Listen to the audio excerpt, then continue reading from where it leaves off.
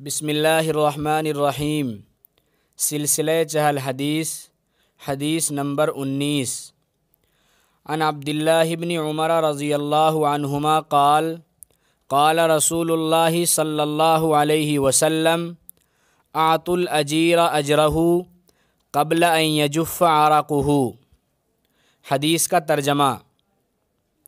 حضرت عبداللہ بن عمر رضی اللہ عنہما سے روایت ہے کہ رسول اللہ صلی اللہ علیہ وسلم نے ارشاد فرمایا کہ مزدور کا پسینہ خشک ہونے سے پہلے اس کی مزدوری ادا کر دیا کرو۔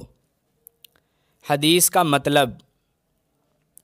دوستو، انسانی تمدن کی بنیاد مزدوری کے اوپر بھی قائم ہے، کیونکہ بہت سی مرتبہ انسان اپنا کام بذات خود انجام نہیں دے پاتا ہے، اس لیے اس کو اجرت اور کرایہ دے کر کسی دوسرے سے کام کروانا پڑتا ہے۔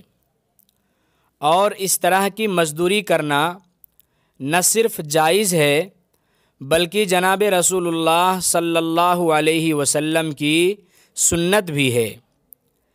اس حدیث کے اندر جناب رسول اللہ صلی اللہ علیہ وسلم نے ارشاد فرمایا کہ جب کوئی مزدور مزدوری سے فارغ ہو جائے تو فوراً اس کی مزدوری ادا کر دیا کرو، کیونکہ اجرت کی ادائیگی میں تاخیر اور ٹال مٹول کرنا جائز نہیں ہے۔